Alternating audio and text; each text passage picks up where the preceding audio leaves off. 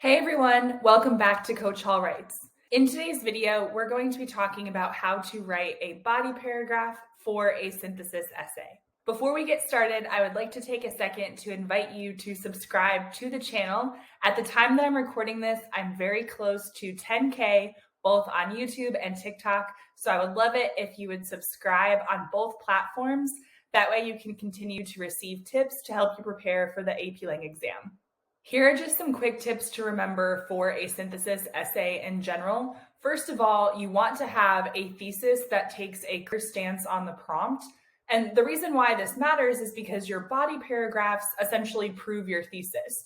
So we want to make sure that the main ideas of your body paragraphs relate to the thesis. This will help your line of reasoning. Your body paragraphs are going to require evidence, either in the form of a paraphrase or a direct quote.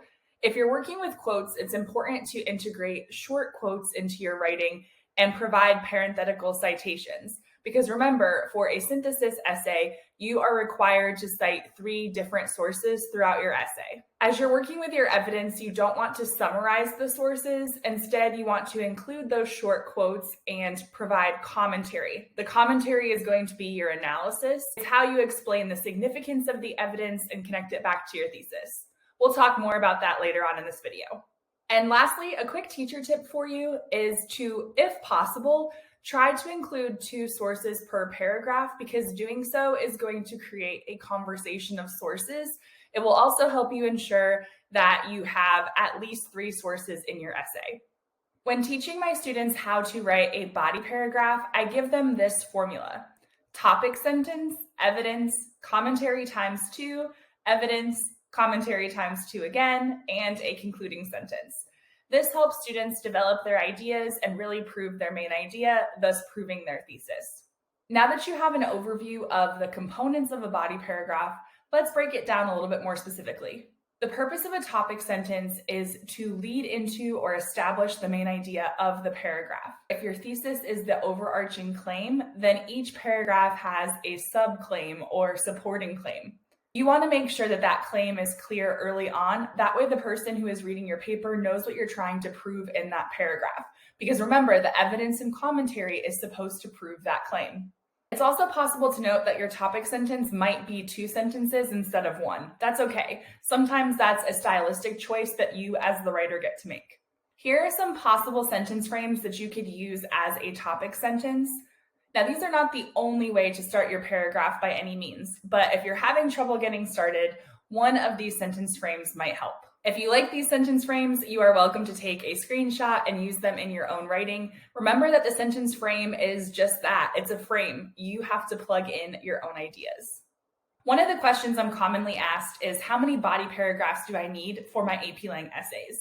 And I'll be honest, most of my students only write 2 body paragraphs, and that's because they prefer to really develop those 2 body paragraphs to try to get a higher score. What I've noticed is that sometimes when students go for 3 body paragraphs, the 3 body paragraphs then reduce in quality. And so even though they have more paragraphs, it doesn't necessarily help their score. That's not to say that I haven't read some great essays with 3 body paragraphs. What I really want you to realize is that whether you have 2 body paragraphs or 3 body paragraphs, you really want to make sure that each body paragraph is fully developed, that you are fully proving your claim. And so speaking of topic sentences, we want to use the topic sentence of body paragraph 2 and body paragraph 3, if applicable, to help transition from the previous idea. So we don't want to use our concluding sentence to preview the next paragraph's idea. Instead, we want to use the topic sentence as a way to transition. So you can see on the slide here that I have a few different options for you if you're looking to create that transition. This will help your line of reasoning, and it will help you move smoothly from your first main idea into your second, or perhaps your second into your third, if that applies. And as I said before, you're welcome to take a screenshot of this and use these sentence frames in your writing. If you find these sentence frames helpful, let me know in the comments below. Now let's talk about evidence. So once you have your topic sentence, then you need evidence to prove that claim. You want to choose short quotes. You can also paraphrase. I like to see at least 1 or 2 short quotes in a paragraph though, because I don't know, stylistically, that's just what I prefer. Sometimes too much paraphrased evidence comes across as summary. But here's the thing with quoting. We don't want to choose these really long quotes because remember, we want more commentary than evidence. So if you have a long quote, you're going to have to work even harder with that commentary because otherwise the long quote is going to make your evidence to commentary ratio disproportionate. So you can see here in this example that the quote that I'm using is vital to an organism.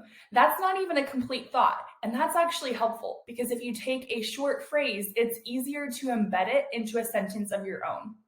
Embed simply means to take something and put it in something else. So we're taking the words from one of our sources and we're putting it into a sentence of our own.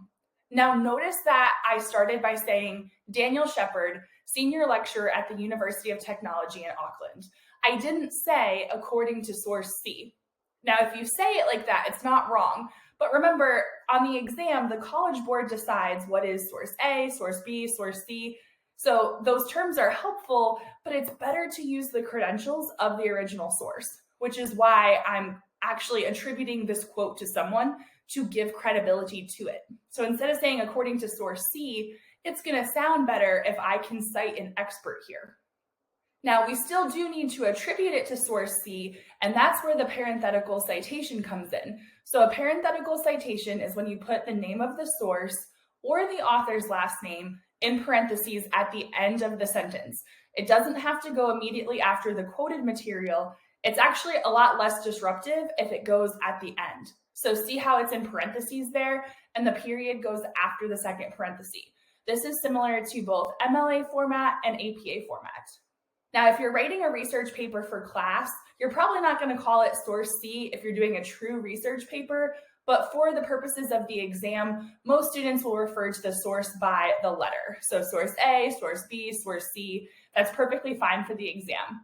Also, as not only a teacher, but a reader, it is really helpful when students have those parenthetical citations. I tell my students to put source C instead of the author's last name because that's how I remember the sources, and it makes my job a little bit easier. However, you could put the author of the source in those parentheses as well. Just make sure that you have those citations though, because technically it is mentioned on the rubric and it really does help the person who is reading your essay. It's also a good academic habit to get into, so make sure that you're including a citation. So in the previous example, I showed you a quote from a passage, but sometimes you're given something called a visual text. This could be a chart, a picture, a cartoon, or a graph. Now, sometimes there will be something that you can cite. The cartoon might have dialogue, the graph or chart might have data or percentages. So you can take this information and weave it into a sentence like we did in the previous example. For a picture, you can describe what is happening in the picture, and that could work as well. You can also paraphrase. So if you're not comfortable quoting something, or if there just simply isn't anything to quote, it's okay to use paraphrase evidence. And again, you're going to have that parenthetical citation at the end of the sentence. If you'd like a closer look at these two examples, go ahead and pause the video now. This must be followed by commentary. So I'd like to give you a couple tips to improve your commentary. You'll notice that I have a series of verbs over on the left of the slide. Verbs like conveys, demonstrates, emphasizes, illustrates. These are verbs that can lead to commentary. Not just for a synthesis essay. You can actually use these verbs in rhetorical analysis and argument as well. Many of these verbs are a synonym for shows, which I consider a lower level or weaker verb. So if you can start to correctly incorporate these verbs into your writing, it'll strengthen your word choice and it will add some variety. Now, as far as developing the content of your commentary, because I think commentary is the hardest part regardless of which FRQ we're talking about, here are some questions that you could ask yourself. Start with, why is the evidence significant? Because remember, the purpose of commentary is to explain the significance of the evidence. So why is what you just cited as evidence significant? You also want to think about the overall issue that we're talking about, the topic. Why does this topic or this issue matter? Really think about that. Now, in some cases, another general question you can ask yourself is, who is helped or harmed by this issue? Another way to think of it is who benefits and who faces a disadvantage. Thinking about this can help make your commentary more specific, and it can help you make those real-world connections so that your analysis is deeper. You can also think about the impact this issue has on society, both now and in the future. So think about the short-term and long-term implications. Now, these are not the only things to think about with commentary, but these questions are a great starting point, and you could use some of these questions for one body paragraph and maybe save others for your other body paragraph, or you can use the same questions and perhaps your evidence will lead you to different answers. That way you can further develop your commentary that way as well. If you are an AP Lang student or teacher and you have commentary tips that really help you, then go ahead and leave those in the comments below as well, because this platform is a way for us to help each other. So I would love to know what helps you write better commentary, especially for a synthesis essay. Let me know in the comments. When I was talking about the body paragraph formula, I mentioned evidence, commentary times 2, evidence, commentary times 2. So I call this layers of evidence and commentary.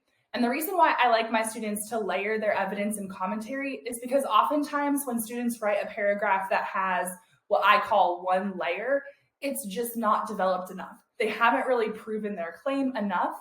And so it usually results in a lower score. However, I've noticed that if students have 2 layers of evidence and commentary or more, I've seen students do more than just 2, they are more likely to secure a higher score. Now, it's not guaranteed, but it is something that helps. So something to think about is we want to have a conversation of sources.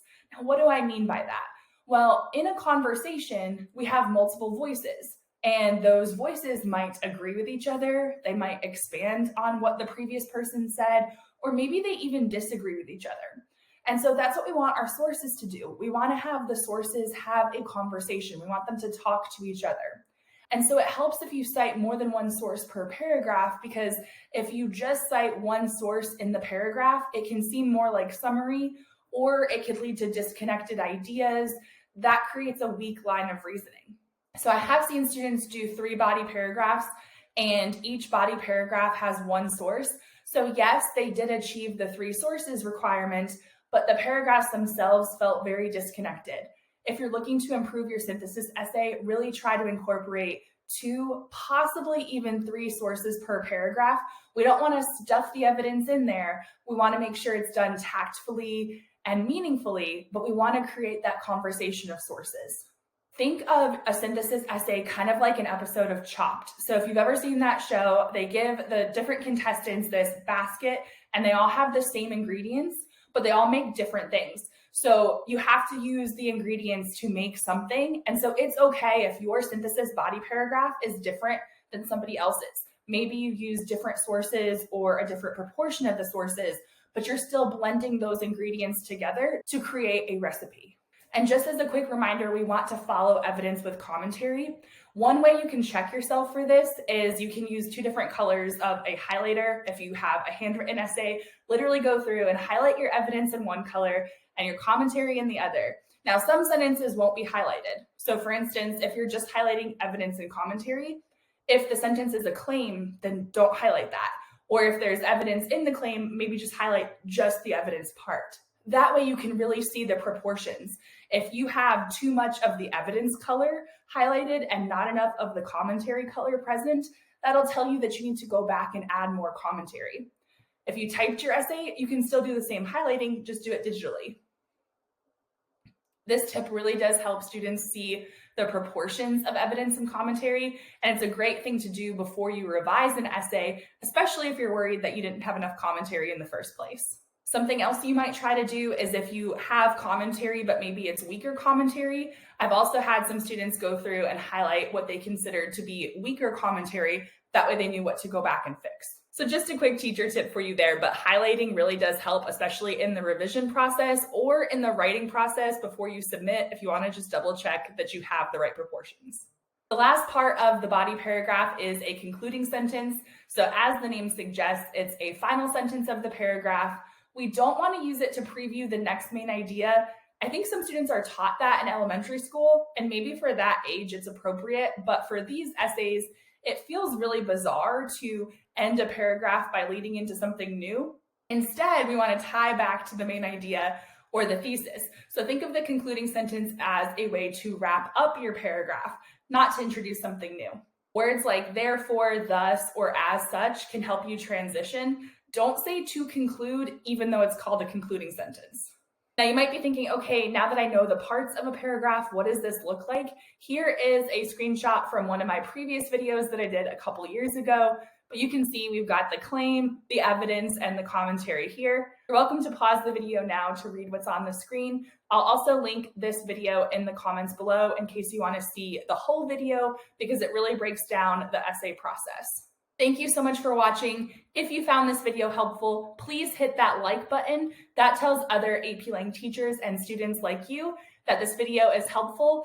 Also, please be sure that you are subscribed with your notifications turned on. That way you don't miss any future content. And if you're a TikTok user, go ahead and follow me over there as well.